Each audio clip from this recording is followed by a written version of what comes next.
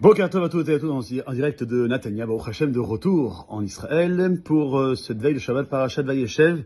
Et comme je l'avais dit, je l'ai dit hier, j'ai pas oublié, nous continuons dans la Chod de Hanouka, mais on va s'arrêter sur un verset de la Torah, de cette paracha, où c'est marqué au chapitre 40, verset 10, où Vagefen Shelosha Saregim, que dans la vigne, il y a 3 sarments. Dès qu'elles bourgeonnent, premièrement, ces fleurs vont fleurir, 2, et les grappes vont mûrir en raisin. 3 étapes que le Ben Ishraï va nous donner comme indication que lorsqu'on fait une misva, on doit normalement y procéder par la machashava, la pensée, le dibour, la parole, et le maasé, l'acte. La misva qui arrive à partir du dimanche soir et pendant 8 jours dans toutes les maisons juives, sera la misva typique de ces 3 notions, la pensée, l'acte et la parole.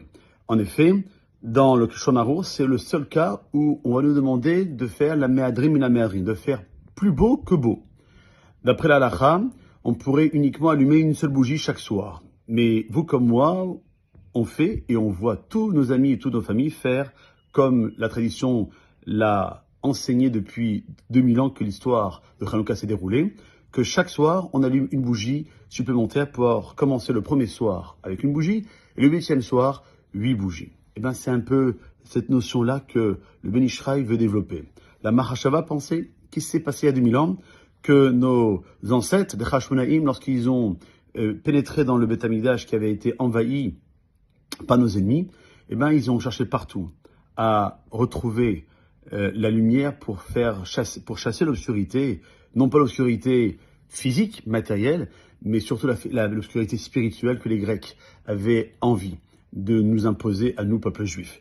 Et lorsqu'ils ont trouvé cette petite fiole d'huile avec le tampon du Kohen Gadol, on la retrouve à travers la fête de Hanouka. Et donc, on doit chasser l'obscurité, faire en sorte que la lumière soit dans notre quotidien, depuis Hanouka et au-delà de Hanouka.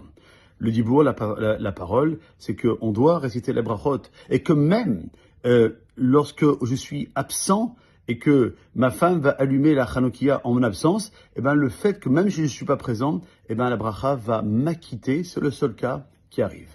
Et puis le maasé, l'acte d'allumer la Hanoukia, car il a dit qu'il faut faire en sorte que la mèche, elle prenne la flamme pour réaliser la misva correctement. Voilà le message que je voulais rapidement nous communiquer. Je vous souhaite un excellent Shabbat Shalom ou Mevorach. Kol Tov.